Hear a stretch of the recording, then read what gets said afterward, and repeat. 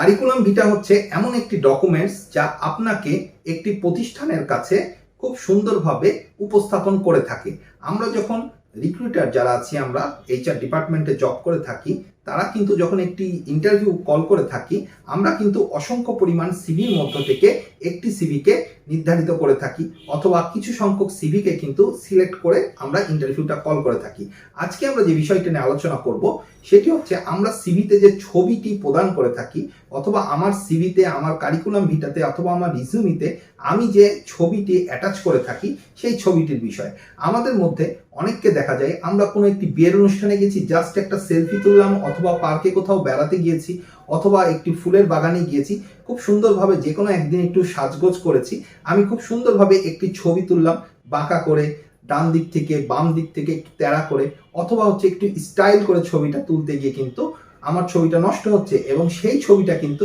আমি আমার সিভি বা রিজিউমির মতো খুব গুরুত্বপূর্ণ একটি জায়গাতে, খুব গুরুত্বপূর্ণ একটি ডকুমেন্টসে কিন্তু সংযুক্ত করছি। ইন্টারভিউয়ার যারা থাকেন অথবা যারা রিক্রুটার থাকেন, তারা কিন্তু এই ধরনের ছবিকে কখনোই খুব সুন্দরভাবে অ্যাকসেপ্ট করেন না। আপনি যখন একটি ছবি অ্যাটাচ করবেন আপনার সিভিতে অথবা আপনি রিজিউমিতে, আপনাকে কয়েকটি জিনিস খেয়াল করতে হবে। প্রথমত যে জিনিসটি খেয়াল করতে হবে, আমাদের মধ্যে আমরা অধিকাংশ জনই আছি যারা যে কোনো একটি কম্পিউটার দোকান থেকে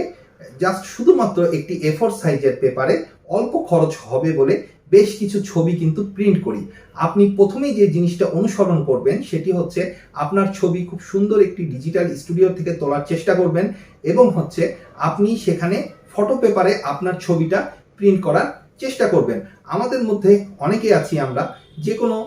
একটি ছবি তুলতে গেছি, হয়তোবা ছেলেদের ক্ষেত্রে আমরা টাই পরি না অথবা কোট পরি না, অথবা হচ্ছে এমন একটি ড্রেস পরে গেছি যে ড্রেসের সাথে কিন্তু টাই বা কোটটা ম্যাচ করছে না। এই জিনিসগুলো কিন্তু আপনি যখন একটি প্রফেশনাল ছবি তুলবেন, সেই প্রফেশনাল ছবি তোলার সময় কিন্তু আপনার খেয়াল রাখতে হবে এবং সবসময় মনে রাখবেন আপনি যে ছবিটি দিচ্ছেন সেই ছবিতেই কিন্তু আপনাকে উপস্থাপন করা হচ্ছে। অর্থাৎ যারা রিক্রুটার আছেন তারা কিন্তু আপনার ডকুমেন্টস দেখে যতটা না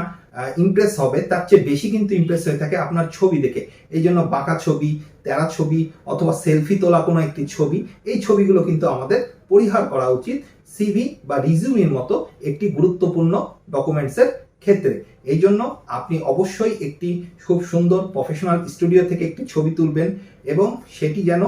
পাসপোর্ট সাইজ ছবি হয়। এবং আপনি যখন সেই স্টুডিও থেকে ছবিটা তুলবেন, যদি সম্ভব হয় সেই স্টুডিও থেকে তার একটি সফট কপি নিয়ে আপনার যে অনলাইন পোর্টালগুলো আছে সেই পোর্টালে যে সমস্ত আপনার সিভি প্রদান করা আছে সেখানে আপনি ছবিটা সংযুক্ত করবেন, অথবা আপনি যখন আপনার ফটো পেপারে প্রিন্ট করবেন কোনো একটি কালার স্টুডিও থেকে, কালার একটি ল্যাব থেকে, তখন কিন্তু আপনি সেই ছবিটা আপনার হার্ড কপি সিভির সাথে কিন্তু অথবা রিজিউমের সাথে কিন্তু সংযুক্ত করতে পারবেন। এই জন্য ছবি নিয়ে আমাদেরকে কিন্তু চিন্তা করাটা একটু গুরুত্বপূর্ণ বিষয় বলে আমি মনে করে থাকি, কারণ সিভিতে কিন্তু আপনাকে উপস্থাপন করা হচ্ছে, আপনার ছবি দেখে কিন্তু রিক্রুটারের মধ্যে একটি ধারণা জন্মগ্রহণ করেন, আপনাকে দেখে কিন্তু তাদের মধ্যে হচ্ছে আপনার সিভিটাকে শর্ট করার জন্য কিন্তু আগ্রহ সৃষ্টি হয়ে থাকে। এই জন্য সিভি বা রিজিউমিতে ছবি সংযোজন করার ক্ষেত্রে আমাদের প্রত্যেকের সতর্ক থাকা অত্যন্ত গুরুত্বপূর্ণ।